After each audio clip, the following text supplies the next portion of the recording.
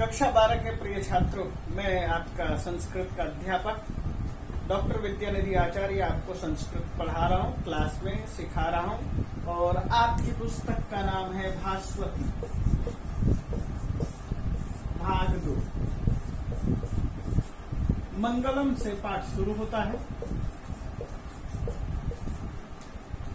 यह शब्द है भा दिक्तौ, यानी भा प्रकाश के लिए प्रयोग होता है। भा प्रकाश और भास्वान प्रकाशवान या प्रकाश स्वरूप। आपको यह अर्थ रखना पड़ेगा याद। और जैसे ही आप इसका स्त्रीलिंग करेंगे तो वह हो जाएगा भास्वती। जैसे प्रकाश प्रकाशवती, बलवान बलवती, इस तरह से भास्वान भास्वती। ये भाग 2 पाठ है। इसका अर्थ यही है कि हम प्रकाश की तरफ आपको ले चल रहे हैं और प्रकाश की तरफ जाते हुए हम सबसे पहले मंगलम पाठ से मंगलाचरण शुरू कर रहे हैं। किसी भी पाठ का या किसी भी पुस्तक के शुरुआत के लिए मंगलाचरण किया जाता है और मंगलाचरण का मतलब है हम ईश्वर से प्रार्थना करते हैं, ईश्वर हम पाठ की तरफ जो चल रहे हैं वह हमारी पाठ पूरी तरह से संकल्प के साथ पूर्ण हो, हमारी पुस्तकों का भी पाठ अच्छी तरह से पूर्ण हो। हे ईश्वर, हमें इतनी शक्ति दो कि हम अपने पाठों को, अपने सिलेबस को पूर्ण कर सकें। इसी उद्देश्य को ध्यान में रखते हुए पाठ शुरू किया जाता है। और पाठ शुरू कर रहे हैं। मंगलाचरण में कुछ श्लोक हैं, उन श्लोकों को पहले आप देख लीजिए।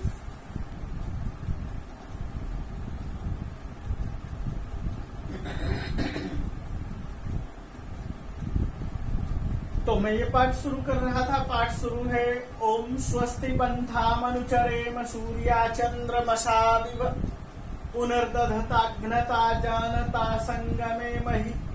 ददता है, दधता नहीं, पुनर्दधताघ्नता जानता संगमे महि। यह ऋग्वेद का मंत्र है। ऋग्वेद के 5वें मंडल का है और 51 सूक्त का 15 नंबर का मंत्र है।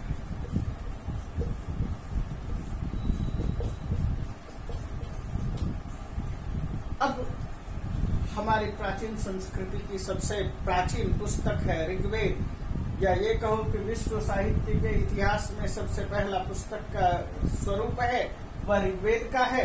और ऋग्वेद का यह मंत्र है और ऋग्वेद के इस मंत्र को उद्गान आपने किया। इस मंत्र के माध्यम से हम ये कह रहे हैं, सबसे पहले तो आपको यह शब्द देखना है ओम, अ, उ और म, इन 3 वर्णों के मेल से बना है ओम। और ओम का अर्थ है प्रणव, ईश्वर का मुख्य नाम। और भी अनेक नाम हो सकते हैं, लेकिन यहाँ पर हम सबसे पहला जो नाम और मुख्य नाम के तौर पर जो जानते हैं तो उसको, तो सबसे ईश्वर का मुख्य नाम ओम है या निज नाम ओम है। और ओम के विषय में अ, उ, म। अ का मतलब सर्वव्यापक, उत्पत्ति करता, और उ का मतलब है प्रकाशमान, और म का मतलब सबको पूर्ण मोक्ष तक ले जाने वाला। हम इन बड़े बड़े शब्दों के में नहीं उलझेंगे। हम यहाँ पर केवल इतनी बात रखेंगे कि ओम के बाद ये बात आती स्वस्ति। स्वस्ति का अर्थ होता है कल्याण। हम जो है किस रास्ते पर चले, प्रश्न आता है हम किस रास्ते पर चले। स्वस्ति पंथाम अनुचरेम, किस रास्ते पर, किस मार्ग में।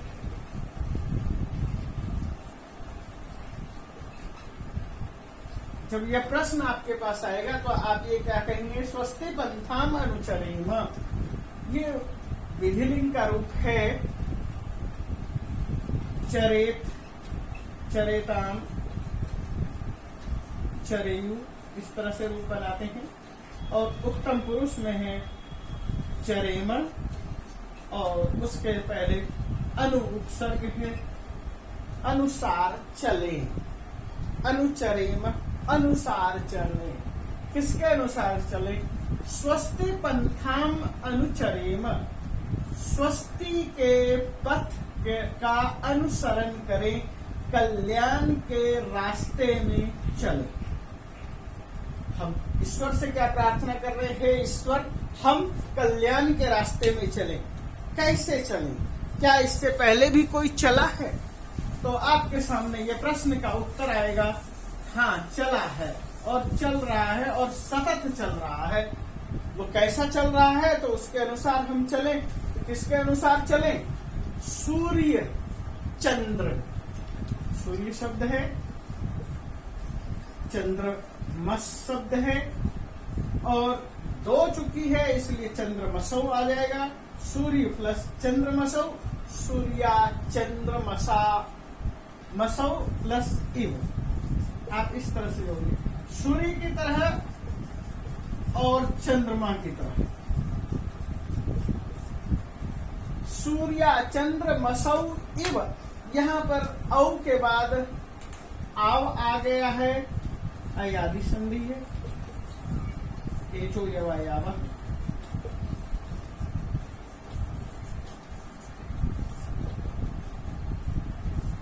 औ के बदले में आव का प्रयोग हुआ और यह रूप बन गया चंद्रमसा।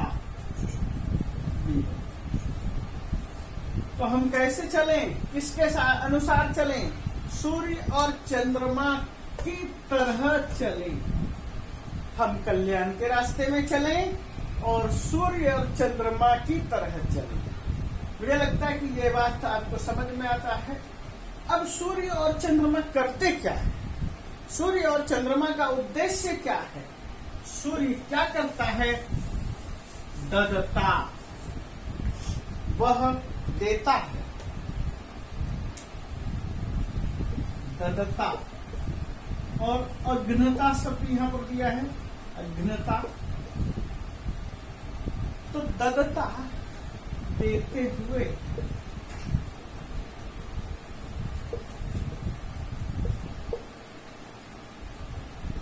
न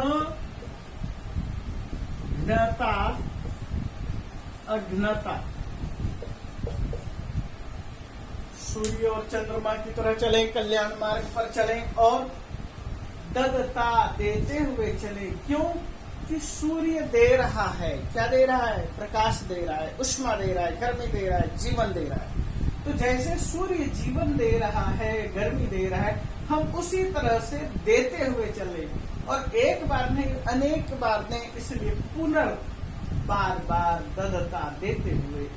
अघ्नता, नग्नता, अघ्नता, हम किसी का नुकसान न करते हुए, हम किसी की हानि न करते हुए, हम किसी की हिंसा को न करते हुए दे। और जानता, जानते हुए। यहां शब्द है जनि, प्रादुर्भाव। ये मूल धातु है, यहां से शब्द बना जन, और जन शब्द से स्त्रीलिंग में बना तल प्रत्यय करके जनता, और इसका भाव आया जानता। हम उत्पन्न करते रहे, हम केवल ऐसे ही नहीं कि हम दे रहे हैं, हम लोगों को बहुत सारी अच्छी चीजें देते हुए देख जाएं, जानते हुए जाएं, समझते हुए जाएं। हम लोगों को दें, हम लोगों का रास्ता न रोके, हम लोगों की हिंसा न करें। जानता, हम लोगों को समझाते हुए चलें। हमारे अंदर हमारे पास किसी के लिए कोई दुराव, टकराव, इस तरह की भावना ना हो। हम उससे समझते हुए, आगे बढ़ते हुए। संगम, संगम का मतलब आप सबको मालूम है, मिलन। संगम,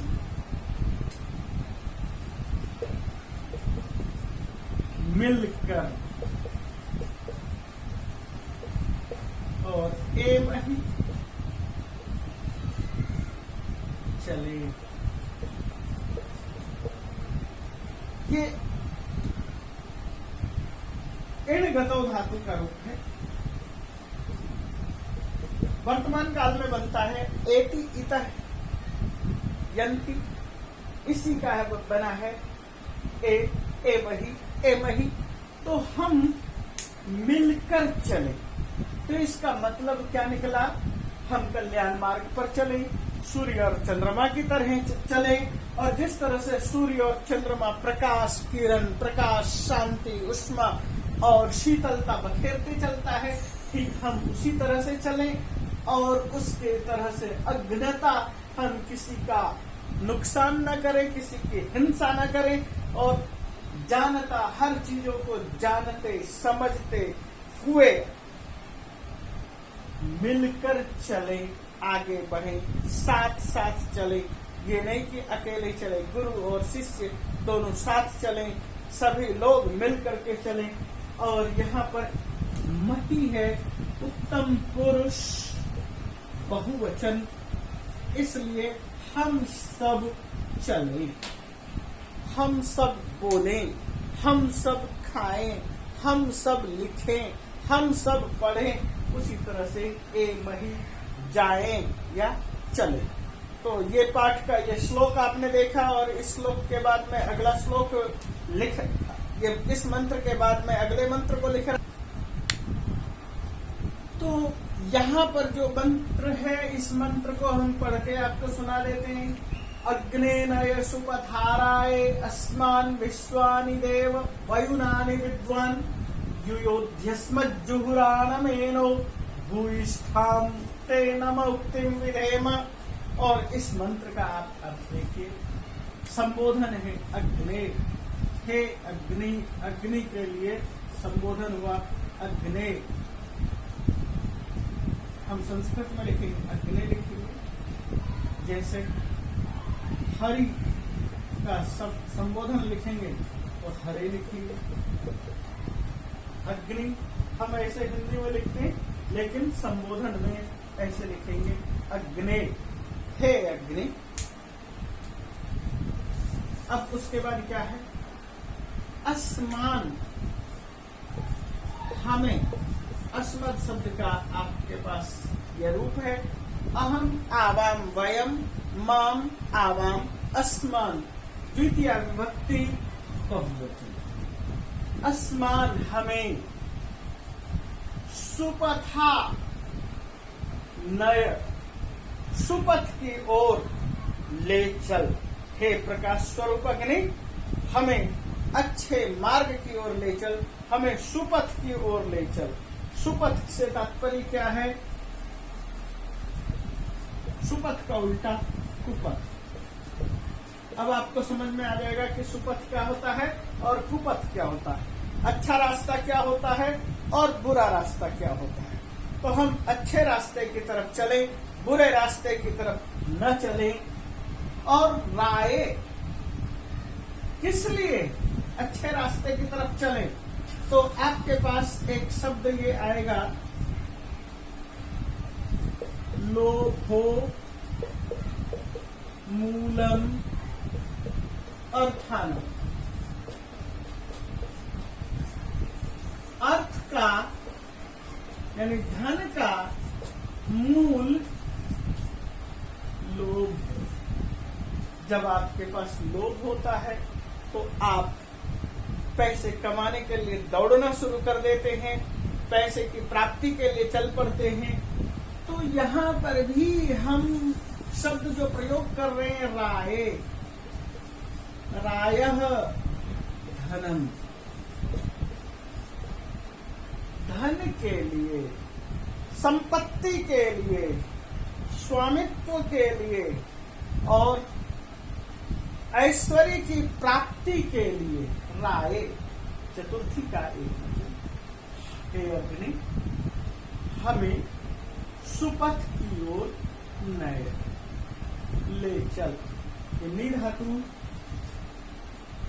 का रूप नय है, मध्यम पुरुष, एक वचन, लोट लगा। जैसे पठ, पढ़ा, पढ़, तो ठीक नय ले चल, हे अग्नि हमें सुपथ की ओर ले चल। इसलिए राय धन के लिए, संपत्ति के लिए, ऐश्वर्य के लिए। यदि हम सुपथ को नहीं प्राप्त करेंगे, कुपथ की तरफ चलेंगे और हमारे पास लोभ रहेगा और हम लोभ में आकृष्ट होकर के हम दूसरे तीसरे अन्य कारणों में उलझे रहेंगे और लोगों पर विश्वास नहीं करेंगे, लोगों को ठगेंगे, लूटेंगे। इसलिए हम अच्छे रास्ते की तरफ चलें।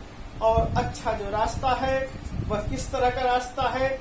जो हमें अच्छे विद्वान, धार्मिक व्यक्ति, ज्ञानी लोग बताते हैं, वे रास्ते हमारे लिए अच्छे रास्ते हैं। इसलिए हे विश्वानी देव, हे विश्व के देव, हे संपूर्ण विश्व के देव, क्लियर हो रहा है? हमारे हे परमपिता परमेश्वर, जो वयुनानी विद्वान, आप संपूर्ण चीजों को जानने वाले हैं। वयुनानी विद्वान जानते हैं। और वयुनानी से तात्पर्य क्या है कि जो भी संपूर्ण निर्माण की चीजें हैं, ऐश्वर्यवान है, वायु से युक्त हैं, उन सब चीजों को जानते हैं। और उसके बाद आप हर चीजों को जानते हैं।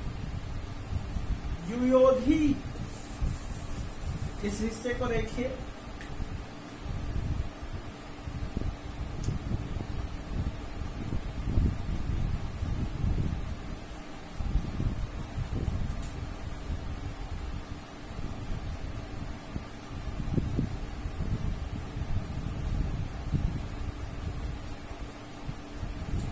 युयोधी,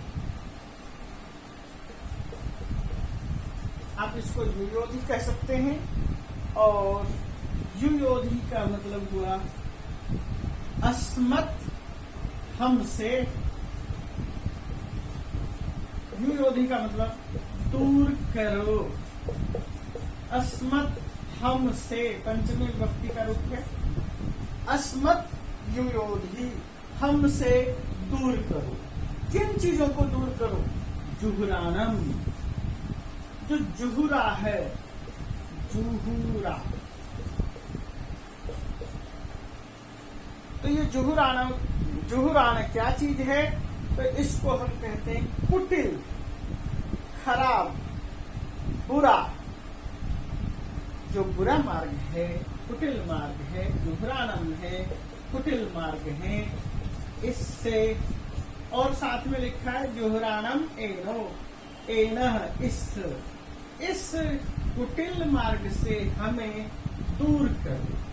हे परमपिता परमेश्वर, आप विद्वान हैं, संपूर्ण चीजों के जानने वाले हैं, इसलिए हमें बुरी चीजों से, कुटिल मार्गों से, गलत रास्तों से युयोधी दूर करो। और उसके बाद जब युद्ध दूर हो जाए तब क्या करें? कहते हैं जब आप हमें इस रास्ते से, कुटिल रास्ते से दूर कर देंगे, तब भूयिष्ठाम, दोबारा से, भूयिष्ठ पुल्लिंग में और भूयिष्ठा स्त्रीलिंग में और भूयिष्ठाम द्वितीय विभक्ति का एक वचन। ते नमः उक्तिम, ते तेरे लिए नमः नमस्कार उक्तिम कहेंगे विधेम, हम आपके लिए सदा नमस्कार किया करें। हम आपके लिए नमन स्वरूप बने रहें, नमस्कार करते रहें, हम नमस्क्रिया से युक्त हो जाएं। क्यों?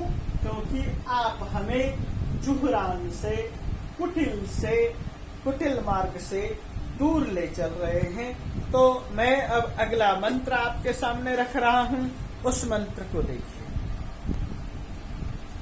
इस मंत्र को देखिए, अभयम मित्राद अभयम ज्ञाताद अभयम परोक्ष पुरो यह अभयम नक्तम अभयम दिवानः सर्वा आशामं मित्रम भवन्तु। ये मंत्र था, और इस मंत्र में ये नए तत्पुरुष समास यदि आपने पढ़ रखा है, ध्यान है, तो न, ये देखिए, न ब्राह्मण अब्राह्मण,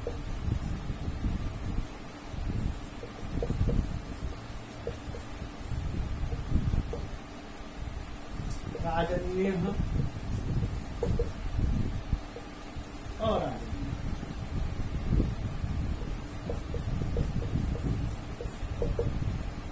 न ज्ञानम और ज्ञान, न धर्म अधर्म, न भयम अभय। हम इसी चीज को देखेंगे, बार बार देखेंगे। अभय, भय रहित होना, भय रहित। हम हर समय डरते हैं। किस चीज से डरते हैं? जो हमें दिखाई नहीं देता, हम उससे डरते हैं। जो हमारे सामने प्रत्यक्ष नहीं है, वह उससे डरते हैं। जो अंधकार में है, उससे डरते हैं। इसलिए हम यहाँ पर उन चीजों को बताने के लिए हमने यहाँ दो तीन शब्द दिए नए तत्पुरुष समास का। आप नए तत्पुरुष समास इसको समझिए। उसका ये अच्छा उदाहरण है, न ब्राह्मण अब्राह्मण, न राजन्य अराजन्य। जो ब्राह्मण नहीं अब्राह्मण, जो राजन्य यानी क्षत्रिय नहीं अराजन्य, न ज्ञान, जो ज्ञान नहीं अज्ञान, जो धर्म नहीं अधर्म, जो भय नहीं अभय। हम सबके पीछे एक भय जुड़ा हुआ है, और हम भय से ही मुक्ति के लिए ईश्वर तत्व की तरफ बढ़ रहे। यदि हमारे पास भय ना हो, हमें डर ना हो कि हमारा क्या होगा, हमारा भविष्य क्या होगा, हम आने वाले समय में क्या करेंगे, तो आप निर्भय हो जाएंगे और आप ईश्वर से जुड़ेंगे। हमारा जितना भी धर्म है, इसी भय के व्यापार पर चल रहा है।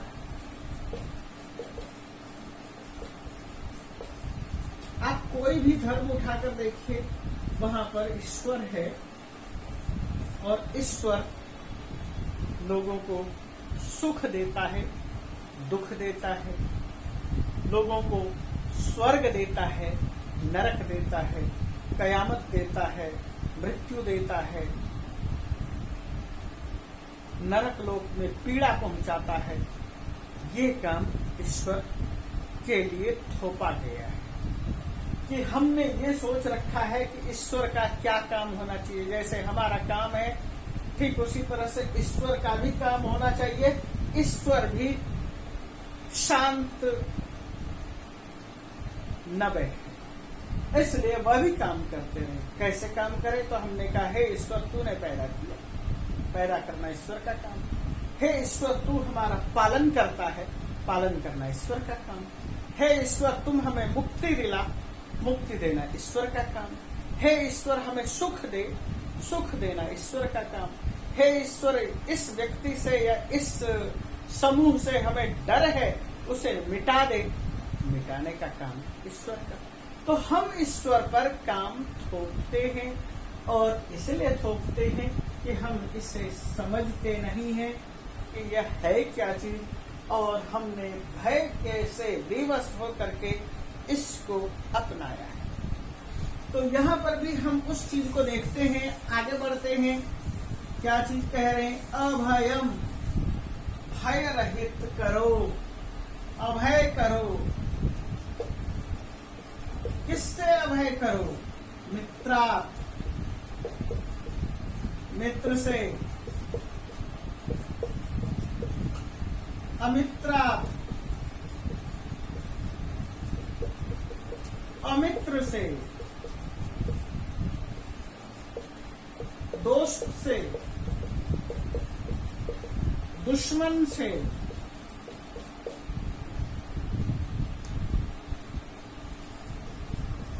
ज्ञातात्, जिन्होंने हमारे भेद जान लिए हैं,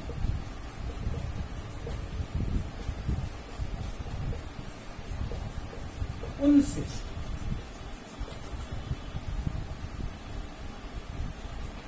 अभयम मित्रात्, अभयम अमित्रात्, अभयम ज्ञातात्, अभयम पुरोयः, जिसने हमारे भेद जान लिए हैं, यानी कि जो प्रत्यक्ष हैं और उसने हमारे कर्तव्य, हमारे कामों को देख लिया है, हमारे कामों के लिए निगरानी रखे हुए हैं, और वह हमें कभी हमारे कामों को दिखा करके कि आपने यह काम ठीक नहीं किया, आपने यह काम उचित नहीं किया, कभी भी हमारी पोल खोलने की तैयारी में है, उनसे ज्ञाता। और अभयम पुरो, यह जो पुरः नहीं है, पुरो यह, कई स्थानों पर पुरस्तात भी लिखा रहता है,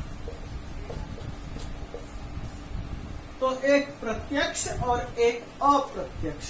पुरो पुरः सम्मुखे यह तिष्ठति, जो सामने है उनसे भी ज्ञाता। अभयम पुरो, यह जो प्रत्यक्ष है उनसे, और जो अप्रत्यक्ष, जो प्रत्यक्ष है और जो अप्रत्यक्ष दुश्मन है, उनसे भी हम अभय हो जाएं। जो हमारा अनिष्ट कर रहा है उनसे हम दूर हो जाएं, उनसे हम संभल जाएं। और क्या कहते हैं, अभयम नक्तम, रात से भी अभय हूं। नक्तम का मतलब होता है रात। अभयम दिवा, और दिन से भी हम अभय हूं। नह का मतलब हम, हमें करो, अभय करो, मित्र से अभय करो, अमित्र से अभय करो, ज्ञाता अभय करो। जो पुरो यह जो हमारे सामने है, प्रत्यक्ष है, जो अप्रत्यक्ष है, उन सब से अभय करो। रात से अभय करो, दिन से अभय करो। और ये जो दिशाएं हैं, 4 दिशा कहो, पूर्व पश्चिम उत्तर दक्षिण, और उसी तरह से 4 और ईशान नैऋत्य आदि, और उसके अतिरिक्त 2 और ध्रुवा और ऊर्ध्वा, यानी कि 10 दिशाएं हैं। उन दिशाओं से भी हमें आजाद करो, अभय करो। और ये सारी की सारी 10 दिशाएं जहां पर भी दिखाई दें, वे सारे के सारे मम मित्रम भवन्तु, मेरे मित्र हो जाए। सर्वाहा मम मित्रम भवन्तु, सब के सब लोग हमारे मित्र हो जाएं, और हमें किसी से डरने की आवश्यकता नहीं है। हम निडर हो जाएं। एक पंचतंत्र में भी इस तरह की पंक्ति आती है कि जो व्यक्ति हमारे कर्मों को जान लेता है और हमें पता है कि इसने हमारे सारे तथ्यों को जान लिया है, तो हो सकता है मूलान्यपि निकृन्तति, वह हमें हमारे जड़ को भी काट दे। इसलिए हमें विश्वासो नहीं कर्तव्य, विश्वास नहीं करना चाहिए। यहाँ पर प्रयोग किया है अविश्वासाद भयमुत्पन्नम मूलान्यपि निकृन्तते। जो हमारे मित्र हैं या हमारे अमित्र हैं, दुश्मन है, किसी पर विश्वास नहीं करें, क्योंकि वो हमारे मूल को ही नष्ट कर देगा और हमें नुकसान पहुंचाएगा। जहाँ ये बात कही है, यहाँ पर ये कह रहे हैं कि सारी की सारी दिशाएं हमारे मित्र हो जाएं। और इसी को मैं एंड करते हुए अगले मंत्र की तरफ बढ़ रहा हूं। और अगला मंत्र है, जैसा कि मैंने आपके सामने ये मंत्र लिखा हुआ है, भद्रम इच्छन्त ऋषयः स्वर्विदो तपोदीक्षामुपनिषेदुरग्रे ततो राष्ट्रम बलमोजश्च जातम तदस्मै देवा उपसंनमन्तु। यह भी अथर्ववेद का मंत्र है। तो इस मंत्र के माध्यम से क्या कहना है? भद्रम, भद्र, भद्र का मतलब कल्याण। इच्छन, इच्छन्तौ, इच्छन्तः, इच्छन का बहुवचन इच्छन्तः, और करता है ऋषयः। ऋषयः भद्रम इच्छन्त। प्राचीन कालीन ऋषि जो थे स्वरविदः, स्वरविद थे। स्वरविद से तात्पर्य क्या है? सृष्टि के आरंभ में जो भी ऋषि थे वे सुख, दुख, स्वर्ग इन सब चीजों को जानने वाले थे, सबके लिए हित चिंतक थे।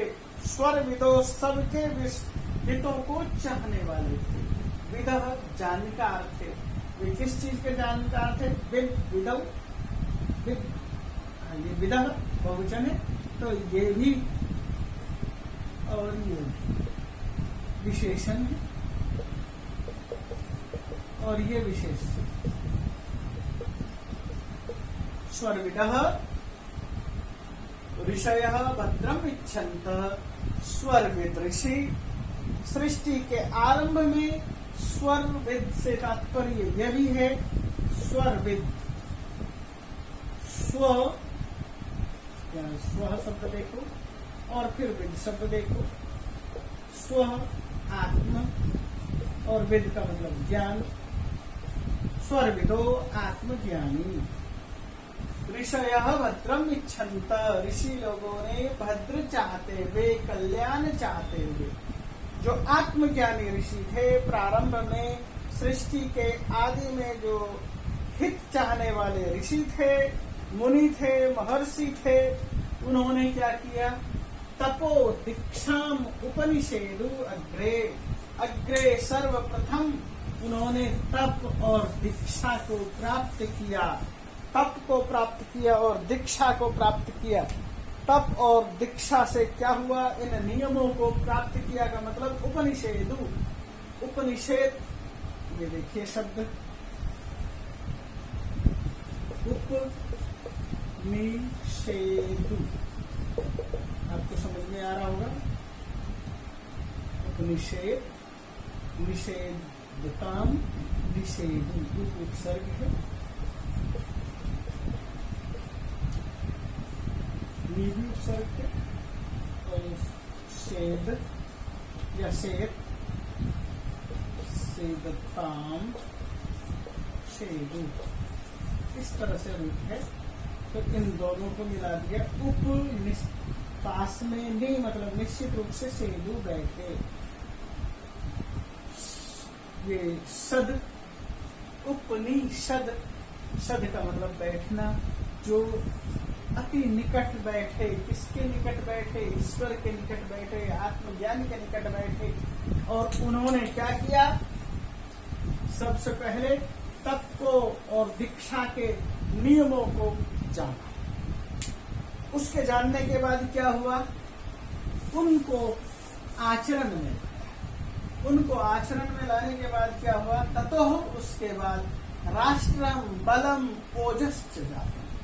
हमारे देश, हमारे अंदर राष्ट्र भावना, बल, बल को प्राप्त करने की भावना, सामर्थ्य प्राप्त करने की भावना, ओज, सामर्थ्य की, राष्ट्र भावना, बल और ओज जो जातम उत्पन्न हुआ, यानी हमारे अंदर राष्ट्र की भावना जब इकट्ठी हुई, हमारे अंदर एकता की भावना हुई, बल हुई, हमारा सामर्थ्य बढ़ा, जातम उत्पन्न हुआ।